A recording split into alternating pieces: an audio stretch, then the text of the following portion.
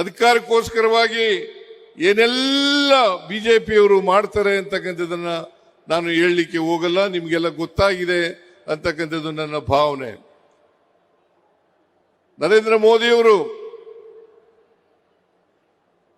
ಸುಮಾರು 12 ವರ್ಷಗಳ ಕಾಲ ಗುಜರಾತ್ನ ಮುಖ್ಯಮಂತ್ರಿ ಆಗಿದ್ರು. 2001ರಲ್ಲಿ ಅಧಿಕಾರಕ್ಕೆ ಬಂದು 2014ರವರೆಗೂ ಕೂಡ ಅವರು ಅಧಿಕಾರದಲ್ಲಿ ಇದ್ರು ಅಂತಕ್ಕಂಥ ಮಾತುಗಳನ್ನ ಹೇಳಲಿಕ್ಕೆ ಬಯಸ್ತಾ ಇದ್ದೇನೆ. ಸುಮಾರು 35 ವರ್ಷ ಗುಜರಾತ್ನಲ್ಲಿ ಭಾರತೀಯ ಜನತಾ ಪಕ್ಷದವರು ಅಧಿಕಾರದಲ್ಲಿ ಇದ್ದಾರೆ. ಎಲ್ಲ ಕಡೆ ಪ್ರಚಾರ ಮಾಡಿದ್ರು. ಇಲ್ಲಿ ಯಡಿಯೂರಪ್ಪನವರು,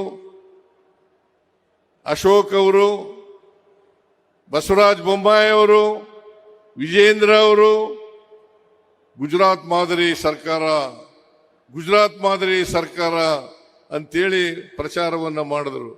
ಗುಜರಾತ್ನಲ್ಲಿ ಇವತ್ತು ಏನಾಗ್ತಾ ಇದೆ ಅಂತಕ್ಕಂಥದ್ದನ್ನು ನೋಡ್ಲಿಕ್ಕೆ ಸಾಧ್ಯ ಆಗ್ತದೆ. 35 ವರ್ಷಗಳ ಕಾಲ ಅಧಿಕಾರದಲ್ಲಿದ್ರೂ ಕೂಡ ಗುಜರಾತ್ನ ಅಭಿವೃದ್ಧಿ ಆಗಿಲ್ಲ ಅಂತಕ್ಕಂಥ ಮಾತುಗಳನ್ನ ಹೇಳಲಿಕ್ಕೆ ಬಯಸ್ತಾ ಇದ್ದೇನೆ. ಬಿಜೆಪಿಯವರಿಗೆ ನಾಚಿಕೆ ಆಗಬೇಕು. ಇತ್ತೀಚೆಗೆ 2026 ಮೇ ಮೊದಲನೇ ವಾರದಲ್ಲಿ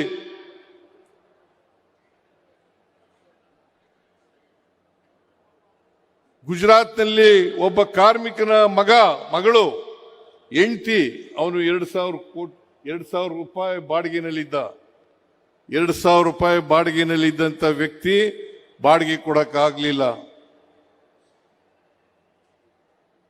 ಬಾಡಿಗೆ ಕೊಡಲೇ ಇದ್ದದಕ್ಕೆ ಮನೆ ಮಾಲೀಕ ಆ ಹೆಂಡತಿ ಮತ್ತು ಮಗಳನ್ನ 13 ವರ್ಷದ ಮಗಳನ್ನ ಅತ್ಯಾಚಾರ ಮಾಡತಕ್ಕಂಥ ಕೆಲಸವನ್ನ ಗುಜರಾತ್ನಲ್ಲಿ ಮಾಡಿದ್ದಾರೆ.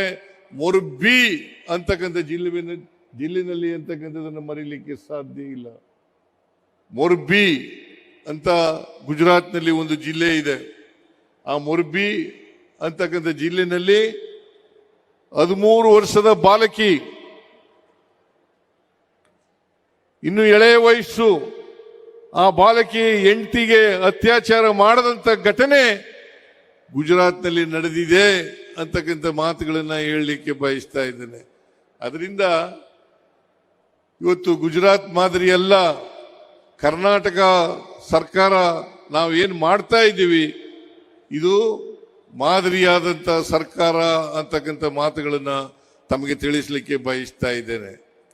ನೀವು ಸಣ್ಣ ಆಗ್ಬೇಕಲ್ವಾ? ಅದು ಒಂದು ಉತ್ತಮ ಆಹಾರದಿಂದ ಸಣ್ಣ ಆಗ್ಬೇಕಲ್ವಾ? ಪ್ರತಿದಿನ ನಮ್ಮ ಜೀನಿ ಸ್ಲಿಮ್ ನ ಯೂಸ್ ಮಾಡಿ ಯಾವುದೇ ಸೈಡ್ ಎಫೆಕ್ಟ್ ಇಲ್ದಂಗೆ ನೀವು ಸಣ್ಣ ಆಗ್ತೀರಾ.